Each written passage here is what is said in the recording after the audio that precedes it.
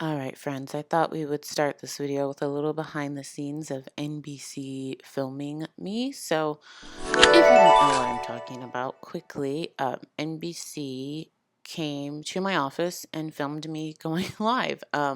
This is the producer slash cameraman slash editor. They send one person because they told me they want it to feel like vlog style, very casual. So you'll see he has one camera, he has a couple mics. He didn't even have to set up his lights because one of the perks of filming someone who's a YouTuber and that does live sales is I have a ton of lights. So I had like a bunch of lights set up. This is the cleanest my office has looked in a long time. I made sure to clean my office. I like scrubbed the baseboards. I was ready, you guys. So the series that they're filming is it's a series about people that have full-time jobs that have side hustles. They're featuring three of us. I am one of the three.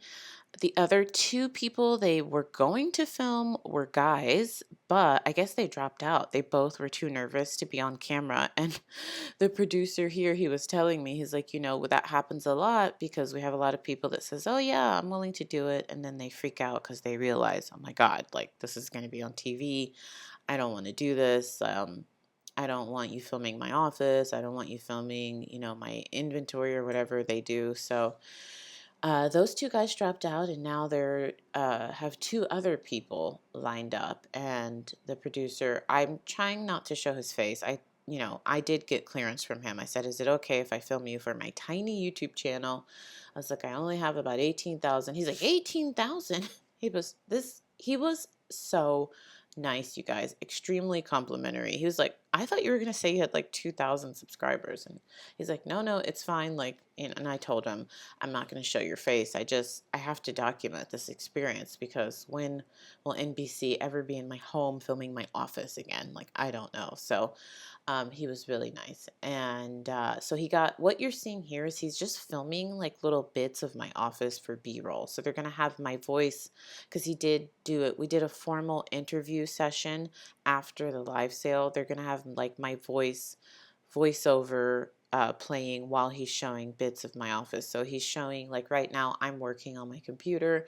He's showing me, he's filming that. He's filming close ups of the purses behind me. If you've seen my live sale, you know what's behind me, like those two armoires with, I usually put like my fancy purses there, like my Fendi purse. And I think I have that vintage Christian Dior purse that I showed you guys there. So he's filming that. He's filming the clothing rack. And this all happened before the live sale. And then while I was live, you'll see in a second, he sat in the corner where you guys see me sitting on the floor doing a lot of my thrift hauls. I put a stool right there. You can see it in the right hand corner. He sat there and filmed me going live.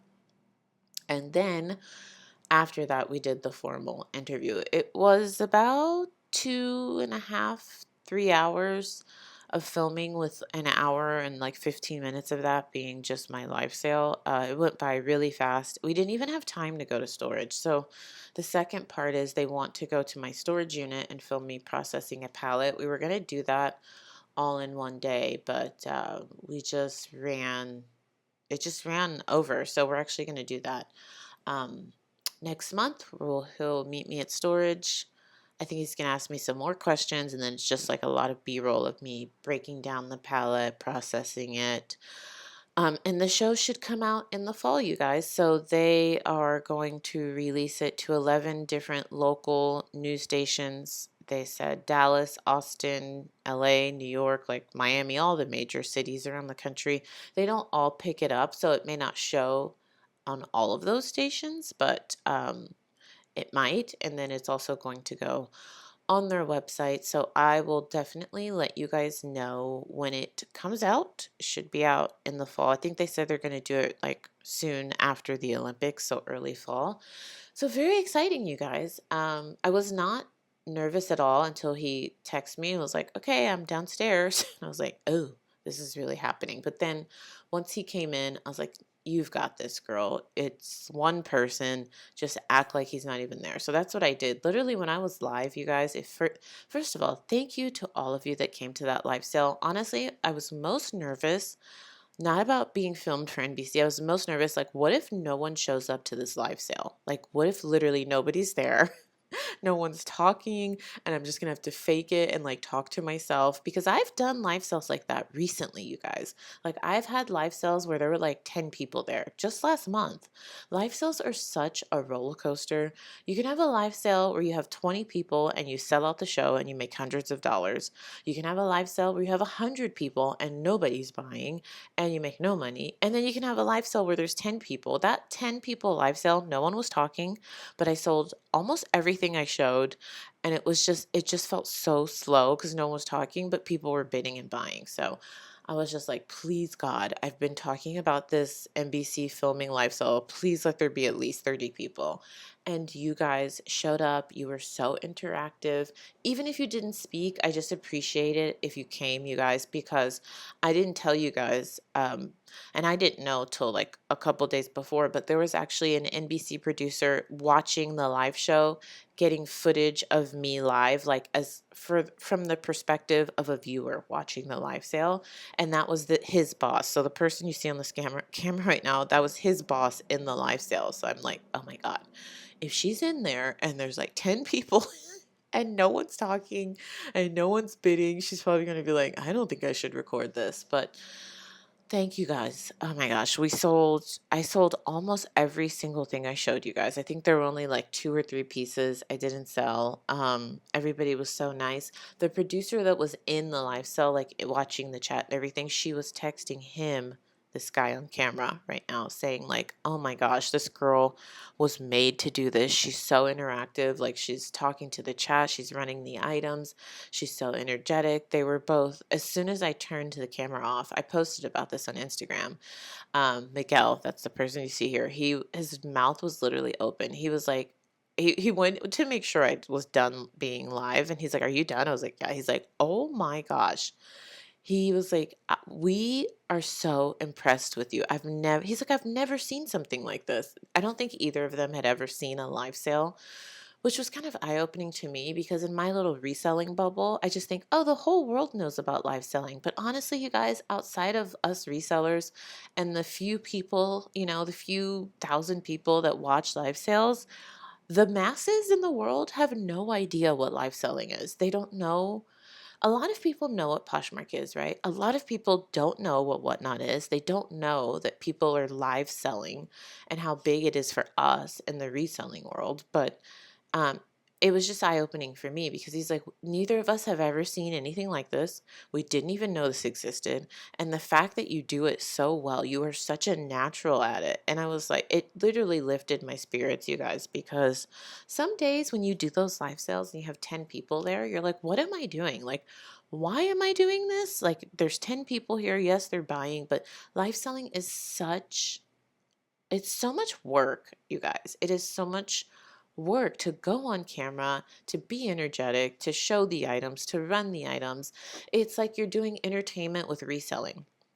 It's a lot of work. So to hear someone with an outside perspective that's never seen it be so complimentary and so encouraging was really like the boost I needed.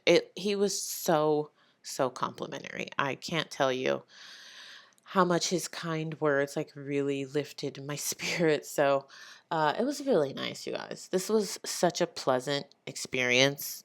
It was almost unreal. Like I was just like, do you talk to everyone like this? Because he kept complimenting like how nicely decorated my office was. He was like, your makeup looks great. I was like, oh, I got it done, honey. He started laughing. I was like, I'm not going to be on national TV or local TV, any TV looking a mess. I was like, I got my makeup done this morning. I tried to wear something. At first, you guys, I had on this floral dress, and I don't know what I was thinking. It had like side cutouts. It was wild. I was like, why am I going to wear this? Like, girl, take that off.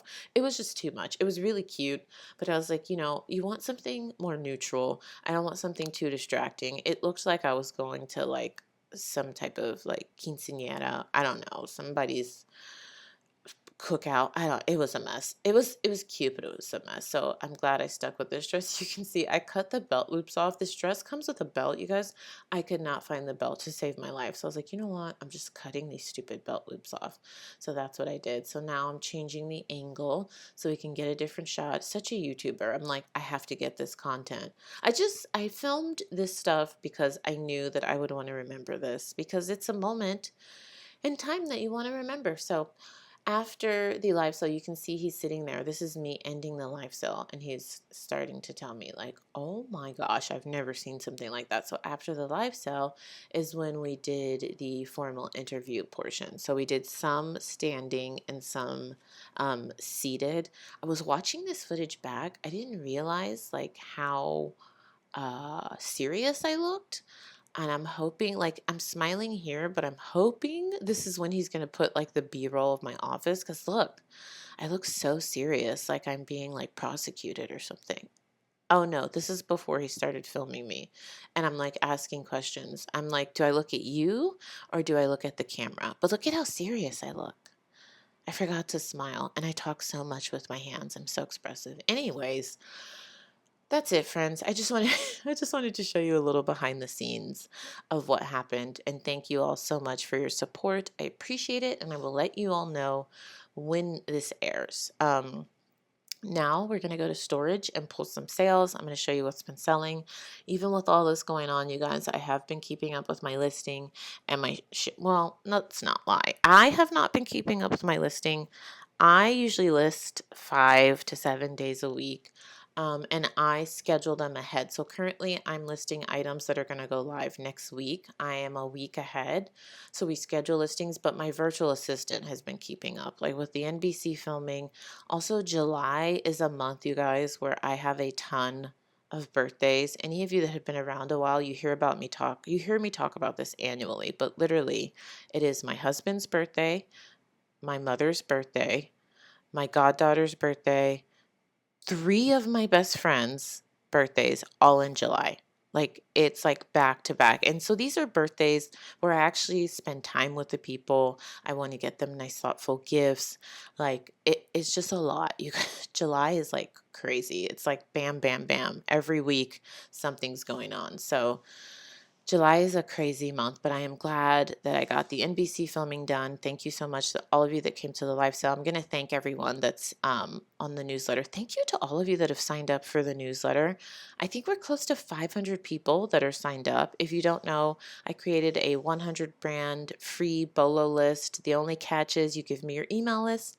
You're on my email newsletter list, and I email you once a week about like reselling tips, tricks, basically a lot of the stuff I talk about on YouTube, but more tailored just for the email list. So I'm going to send a thank you there too, because I know a lot of you that watch the YouTube channel showed up to the live sale. I really appreciate it. And now let's go to storage and pull some items that sold, and then we're going to do a thrift haul and have some reselling chat, some spicy reselling chat, if you will. I don't know.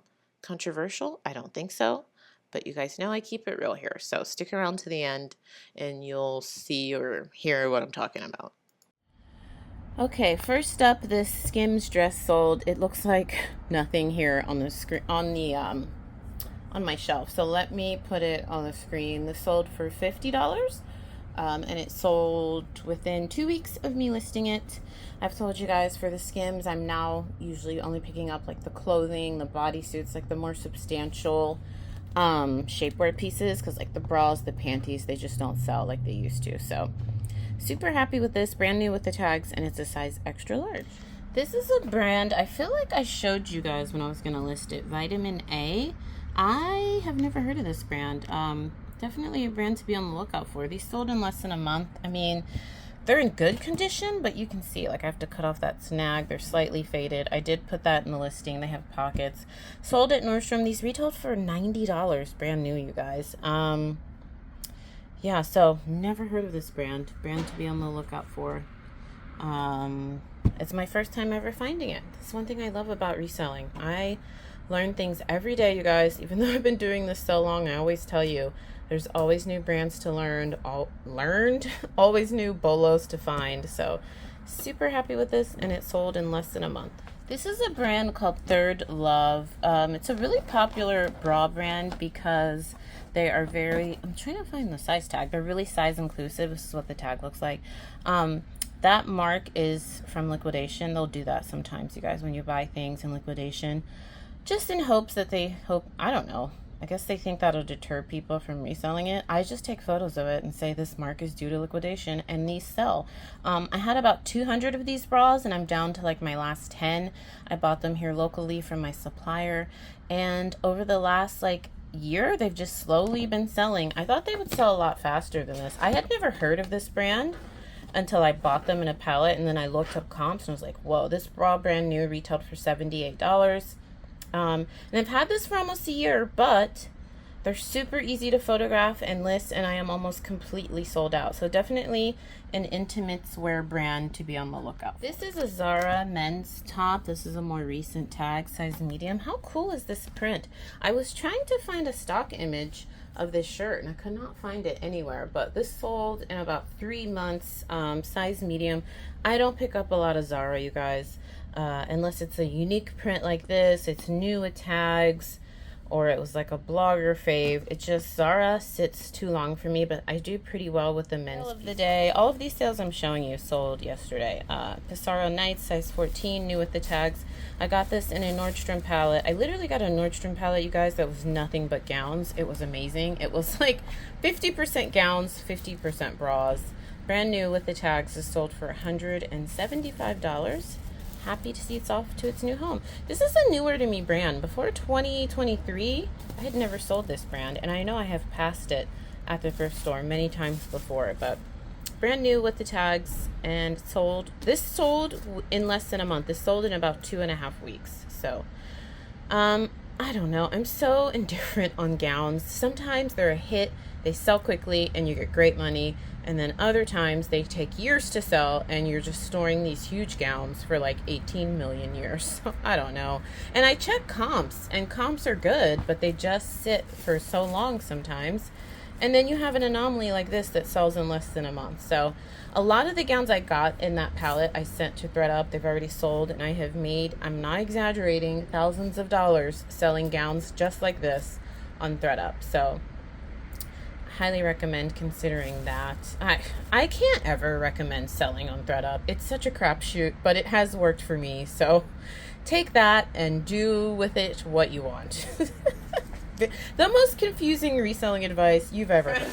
It is many hours later since we were filming, since those last clips you just saw. I'm delusional, you guys. I'm so exhausted. I had so much energy built up for that part of the day that now I'm just like, the kids are home, they're bathed, they're fed, and I'm like coming down from that filming high. But the producers left like 4 hours ago, so I thought you guys want to see me to keep processing that Goodwill palette I bought. I thought I would show you another bag. I ended up, did I even tell you guys? I ended up with like 4 bags of stuff from that palette. A little update on these Goodwill palettes, you guys. The day I'm filming this, I've purchased 2. My gosh, I did not expect that content to do so well on all social media. That video, the first palette I bought, what was that, 2 weeks ago? It has almost 20,000 views.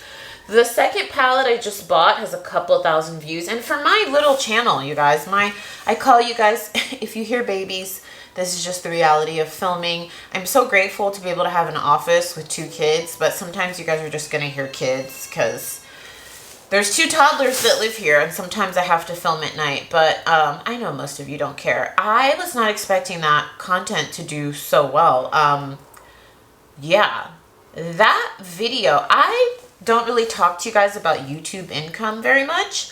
That video's already made me like $150. And I don't know, some of you probably, I think there's like this misconception that YouTubers make a lot of money. I think a lot of you know, like smaller YouTubers, we don't make a ton of money, you guys. I am not doing YouTube for the money.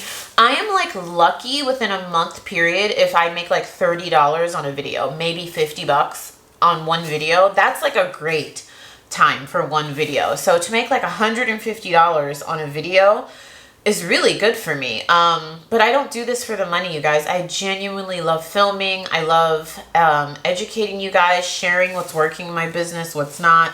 And I genuinely love editing. I do know it's going to come to a point where something has to give. Like, I can't keep uploading this consistently and be a mom and do live sales and do real estate. So I know that editing is going to soon be something that I just have to give up. I can't do it and upload as much as I want to. And I've been filming a ton of like beauty, mom, lifestyle stuff for my other channel. And I haven't been able to post it because I just don't have I don't have the time to edit all of this stuff. And it is so easy now to find like a really good editor for a great price. So if any of you are editors, I'd love to hire you guys before I was going to post it on my local site here. But if any of you are editors, I'm just realizing the producer left his water bottle here. I won't talk too much about the live sale with NBC because I feel like I probably talked about it a lot in the voiceover part. But oh yeah, these Goodwill palette videos, it's giving me a ton of subscribers, a decent amount of money for me and my small little channel, and it's super fun for me, and it is a great way for me to get a ton of inventory at one time. It is very rare thrifting that I get 60, 70, 100 items in 2 hours. It just doesn't happen, even when I go to the Goodwill outlet, you guys. So to be able to pay such a small amount of money for the amount of quantity of items I'm getting, I think I'm going to start going there once a week, you guys, until I can't take it. I will say, and I told you in that video, the last 2 videos, I don't want to romanticize this. It is a lot of freaking work, and you could get a total dud. Like, I feel like you could pay 60, you could pay $100 for these things and just barely make your money back because a ton of it is just not even worth taking. It's not worth listing. Some of it's not even worth like donating to my local women's shelter. So I'm glad that there are people there that'll take the stuff I don't want and will actually take it from Goodwill. And like, you know, like I told you, if you didn't see that video, I'll link it down below. But I basically made friends with a lady who was parked next to me, and she was like, I'll take anything you don't want. Because I was trying to see, like, is there anybody who wants this so I don't have to, like, because like I said, a lot of it my women's shelter doesn't want right now. They need like a lot of business attire because a lot of the ladies are going on job interviews. They need fall attire for the teen girls. The shelter I donate to is a women and children only shelter. And so some of the moms have teen daughters. They're going to be starting school soon. So they need stuff like that. But, you know, the girls don't want like super tattered, stinky stuff. So a lot of that stuff, like, I didn't even know if it could be saved. And the lady next to me was saying that, like, she has friends in Mexico that repurpose it. They like use the fabric and will make new dresses and stuff. So that made me feel good that it's being recycled. But it's a lot of work. In order for me to get 4 bags of stuff was a lot of work. You have to be willing to get down and dirty. I was literally in that bin. I'm pretty sure it's a 6-foot bin. Like, I was in it, digging around, sweating. So it's a lot of work. Don't let me make it look like it's all honey and lollipops, because it is not, friends. I got a ton of cashmere in that palette, and I've talked about this. Probably some of you are so sick of me talking about it, but we have a lot of new friends. If you ever find damaged cashmere, like this has a ton of holes, what you do, you guys, is you get like, someone's calling me. Oh, my dad's calling me. I didn't tell my family or friends that NBC was coming because I wasn't sure how sure that, like, I wasn't super sure, I should say, that this was even going to air. So I only told you guys, my mom, and hubby. That's literally it. Because I was like, I don't want to tell my dad and my family and everybody, and then it doesn't even air. So before the producer left, I was like, do you think this is going to air? And he's like, no, because he was so complimentary, because you're really charismatic and you make for a great story. I'm like 99% sure we're going to air this. So I called my dad to tell him, but he was busy, so he's calling me back. And I just texted him, hey, I'm going to be on NBC. He's like, what? I'm calling you back right now. But then I started filming. So cashmere, whether you find it damaged, if you go to the Goodwill outlet a lot, or if you just find it damaged anywhere, if you can get it for a good price, you guys, you sell it in lots. Lots meaning like you sell a bulk of a bundle of 5 or 10 of these, and you just make sure you put in the title crafters lot, because that's who's going to buy it. Crafters, they repurpose the cashmere. They like cashmere, silk, merino wool. Those are the top 3 that they will pay the most for. I've never sold this on Poshmark, so try it on Poshmark, but I've never done it. Always on eBay. I've been doing this for 14 years, you guys. I only will do stuff that I get for $1 or less. Just last week, I had 20, and these are damaged, like holes, rips, and I make that very clear. 20 pieces of cashmere cost me $20, and it sold for like $135 for 10 pieces. But cashmere is very expensive. Silk is very expensive. Merino wool is very expensive. So make sure you put crafters lots. This is another piece I got in the palette. This is a huge piece of silk. Look at how long this is. It's a very nice scarf. Made in India. It's 100% silk. It's Gadani. I need to look this up because I don't even know that this is damaged. And is this a scarf? Or is this like a dress?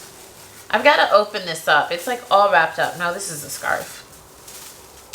I love Indian, Pakistani like fashion. I don't know the proper name, but growing up, my babysitter was Pakistani, and I have very fond memories of eating a ton of Pakistani food, and I loved her clothing. It was always silk, and she would like just drape herself. I just thought she was like an elegant goddess, and she was my babysitter. I mean, I guess now we would call her a nanny, but back then she was babysitter. But I would go to her pretty frequently, and I still remember, TMI maybe, she had a bidet. That was my first experience with a bidet, and I would like beg my mom to send me with toilet paper because I was like, Mom, please, I can't use it. I don't like it. My babysitter would not give me toilet paper. They didn't have it in the house. Anyways, tangent. But anytime I see things like this that are just so beautiful and silk, it takes me back to my childhood because she always, and I would just like touch her clothing and I was like, what is this? She was so nice. She's like, it's silk. You've never felt silk? She'd look at me like, you peasant child. Did you poor American child? Have you never touched silk? It's like, oh my gosh, Mommy, you have to get silk. I want silk everywhere. So it reminds me of my childhood. Another cashmere piece. I think this is, so I can't find any tags, but I am 90% sure this is the Halogen 100% cashmere scarf. If any of you have been around since I unboxed my Quick Lots palettes a couple of years ago, that was the first time I'd ever tried Quick Lots. What was that palette called? Was it like a luxury accessories palette? It was 4 huge boxes, and no joke, I probably got like 50 of these scarves. They were all brand new with the tags. That paid for that whole palette by itself. I actually made the I paid for the palette and made the profit just with the scarves. If you want to see that unboxing, I'll link it down below. It's actually 4 separate videos, and each video is me unboxing those huge boxes. I don't even know that this is damaged. I have to go through that. If that's not damaged, I don't know. I was going to say I was going to list it, but it's missing the Halogen tag, and then that scarf has 2 tags usually. It'll say Halogen, which is Nordstrom house brand, and then it'll say 100% cashmere, but I don't see any tags. I think someone ripped it off. This is Arturo Venezani, Venezziani, 100% cotton. This is an extra large t-shirt made in Italy. Very stretchy. Looks like, oh, Goodwill wanted something, but the tag is ripped. It looks like it says $9.99. That could be good. I don't know. I've never heard of that brand before. I will let you know. This is another piece I kept, 100% merino wool. It has some holes because I'm going to put this in the crafter's lot. Actually, you guys, now that I'm looking at some of this stuff under the ring light, I actually don't see any holes. I was moving so fast because I had to, in that video, in the processing the palette video, the auctions for those palettes are very early, you guys. So I usually go, and then I need to go to work, you know, after that. So I had to like hurry because I needed to freshen up, clean up, and get ready to go to a real estate meeting. And I didn't want to go all sweaty, smelling like used, stinky clothes. So a lot of stuff I was like, oh, this is damaged. I'll do a crafter's lot. But now that I'm looking at it, I'm like, this is not, I don't see anything wrong with that. So that might just get fully listed. This palette was way better than the first one, you guys. So go and check that video out. A ton of cashmere, a ton of merino wool, a ton of silk. And Oh, those Viore sweatpants that I showed you in that video, um, those sold for $10 on the live sale. I probably could have got more selling those, listing them, but I was very honest in the live sale. If you were there, you saw, I said these are very faded. They are very worn, okay? And I don't know if they're men's or women's. And I showed it had some minor pilling. I'm just very honest. So if you're a live seller, and I've preached this from the beginning, live selling gets such a bad rap because a lot of people will say, well, I got this and they didn't disclose these issues. I told you guys recently, I bought a Gucci wallet on a Poshmark share show. I should have known. She didn't open the inside of the wallet. She just showed the outside. The outside was in great condition, but the inside had a ton of rippling from like water damage or some type of liquid damage. And I'm like, she didn't even say that. She didn't mention that at all. Had I known that, I wouldn't have bought that wallet. It was free to me because I had a ton of Poshmark credit, but live selling gets a bad rap. So I try, because people will say, you know, I got this and it had undisclosed flaws. And I have done this in the past. I told you guys, I did a video on it in my whatnot days. I was doing a Revolve sale and I sold a couple dresses that I didn't even realize had stains on the inside and the back. The person was nice enough to message me. It was like no drama or anything. She didn't go trash me in my reviews. It was a nice normal transaction where you reach out to the seller and I always respond. I don't understand why people turn their messages off on whatnot. How do they get away with that? I don't know. I'm not trying to bash anyone. If you do that, whatever. I don't know if you guys know this, but as sellers or anyone, you can turn your messages off. But I think if you are an active seller on any platform, a buyer should be able to reach you. Whether you deal with that message or not. I have some friends that are big time resellers on whatnot. I'm talking they're shipping thousands of items a week.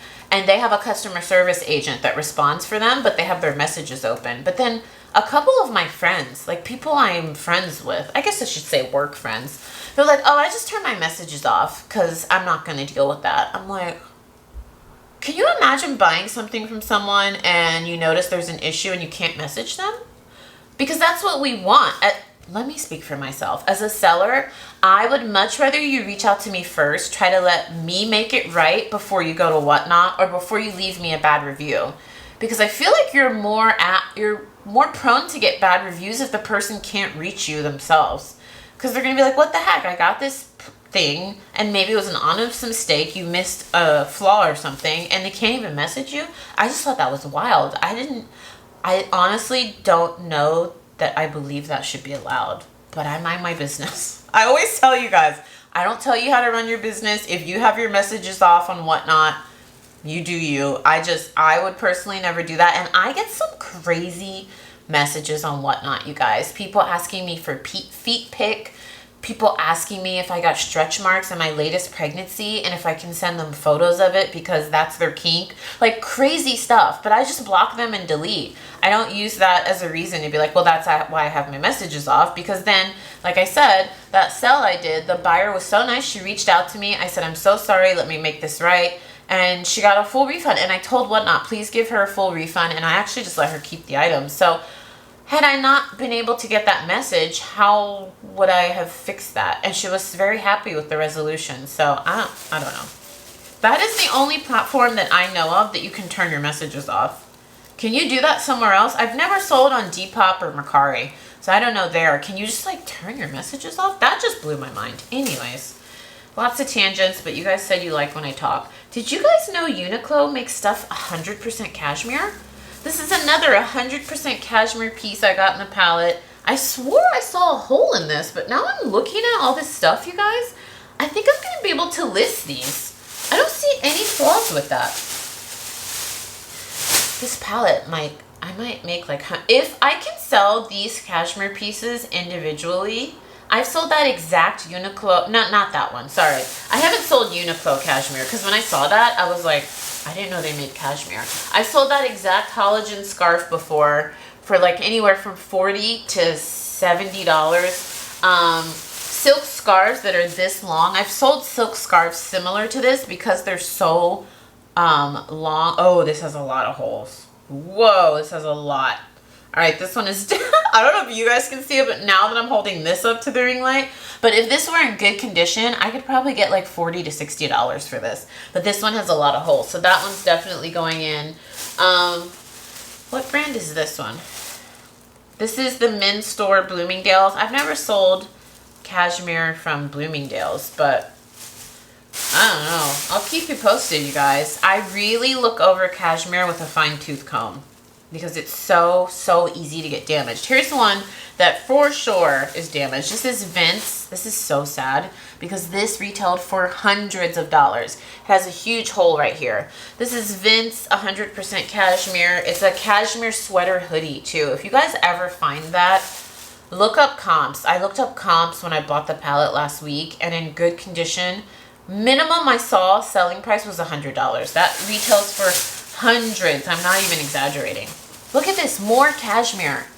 I should just call this freaking palette the cashmere palette. This palette blew my mind for $60. All right, this is another men's piece. This is QI New York cashmere, size large. This one has some pretty large holes in the front right here. I don't know if you can see. So I will put that in the lot. Another, this is all from that one palette, you guys. Another freaking cashmere piece. Oh my gosh. Another men's. This is Henry cashmere, size extra large. Oh gosh. What's your favorite fabric to wear? Comment down below. Mine is a toss-up between silk and cashmere. I freaking love cashmere, you guys. It does make me really warm though. I find cashmere to be really insulating. But I love it in the winter, but it has to be cold. I can't wear cashmere. I can't wear cashmere in like the fall. I just get too hot. But I love cashmere. Silk's probably my favorite. I love silk pajamas. Oh my gosh. It's my favorite. It's my favorite, you guys. It's my favorite. Lord & Taylor. Do you guys remember Lord & Taylor? When I was growing up in the Maryland, we call it the DMV, District of Columbia, Maryland, Virginia area. That's where I was born, Washington, D.C. We had a lot of Lord & Taylors, and they closed all of them. Do you guys still have Lord & Taylor where you live? Surely, they're out of business, right? It was a really nice department store. This is 100% cashmere. This is vintage. Like, I can tell from this tag, this is older. Size medium. Does this have any flaws? It has some pilling, but in my recent newsletter that I sent out to you guys, there's almost 500 of you now on the newsletter. Sorry, I was eating Indian food. We ordered Indian food to celebrate my filming with NBC. That's how I celebrate, you guys. I celebrate like happy moments with food. Some people eat when they're sad. I don't, that's the last thing I want to do. When I'm happy or celebrating, I like to eat. I treat myself. So Indian, we ordered Indian, and I'm just like, I can't wait to stop filming to eat. I had a little snack, but what was I going to tell you? You guys, I'm delirious. I've been off since 3 a.m. I update every morning. The first thing I try to do is journal, I pray, and then I update my sourcing group.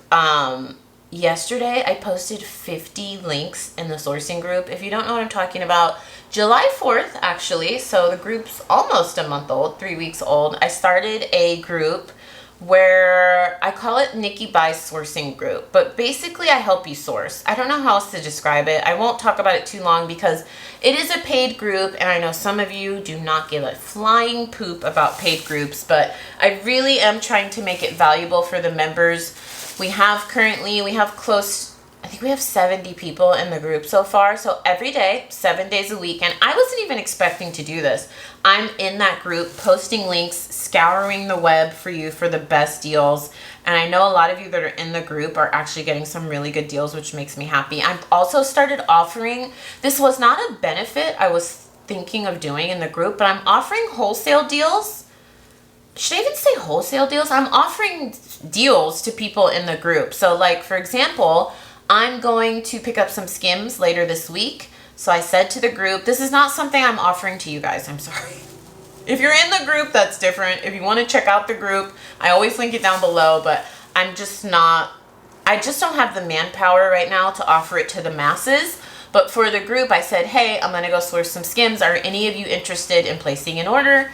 And surprisingly, a lot of them were interested. So I'm going to start doing that more because I do have a lot of deals that I pick up locally here in Los Angeles. I buy pallets of inventory that I literally pick up and I put in my SUV and I source. So I thought that would be another benefit. So I'm keep coming up with different benefits to make it worth the $25 a month, because it is $25 a month, but in my opinion, so far, I think it's well worth the value, because I put hours and hours every week into that group because I want it to be as helpful as possible.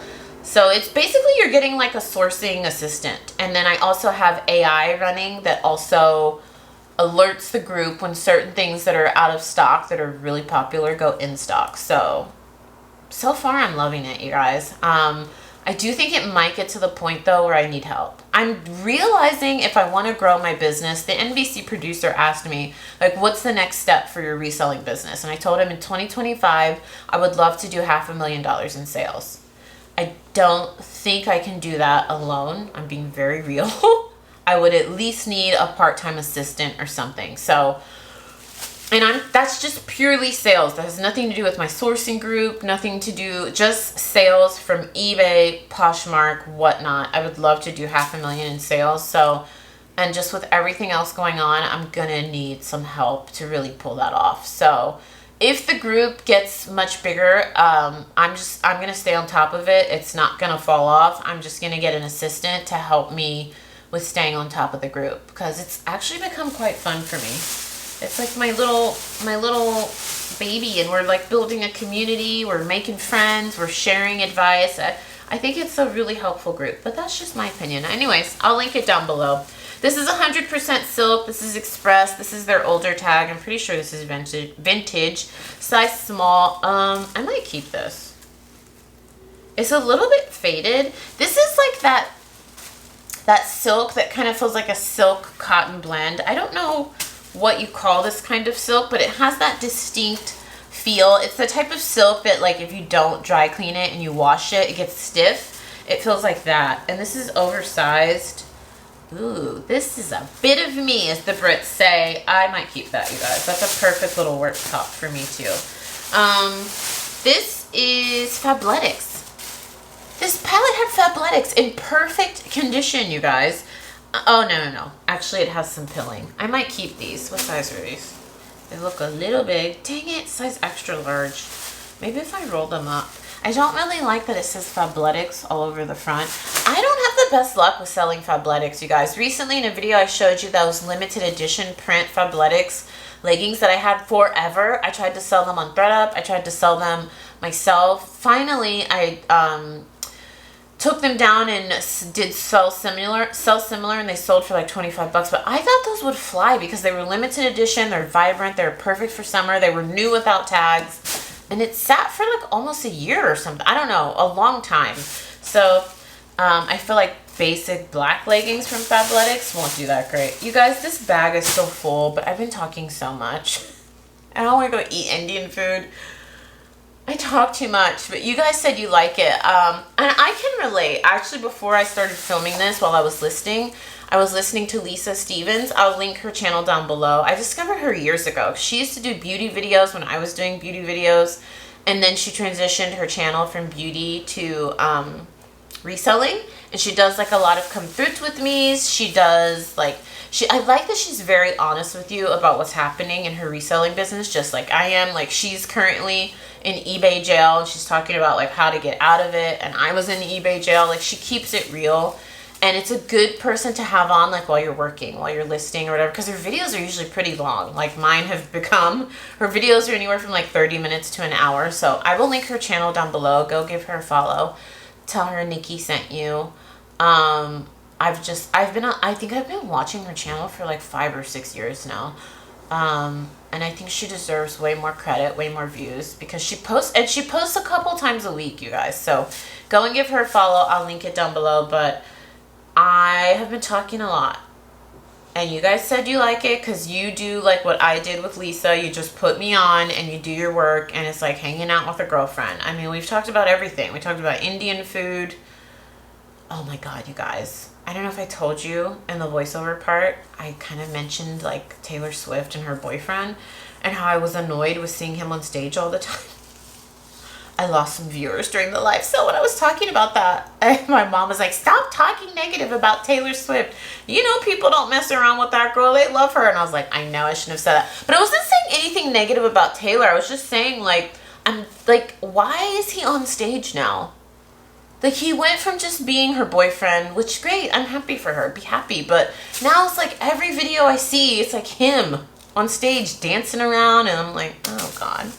Don't hate me, Swifties. I am a Swiftie, okay? I am the only Swiftie in my friend group. I love her. I blast her music, and my friends look at me like, girl, what is wrong with you? Like, I love her, but I'm just... Anyways, when I was talking about that, we dropped it a little bit in viewers, and I was like, oh God. And someone commented, well, as long as she's happy. And I was like, yeah, as long as she's happy, that's true. I was like, Nikki, move on, move on. People don't mess around with Taylor Swift. Just how people don't mess around with Beyonce. Like, don't talk about Beyonce. Okay. Alright, guys. I'm going to go eat some Indian food. Hopefully something in this video you found helpful. I don't know. It was all over the place. I will let you know as soon as the NBC show comes out. Fingers crossed. You'd never know in the filming, the TV world if it will air. But fingers crossed it will. And I will let you know. And they're posting it on their website too. So...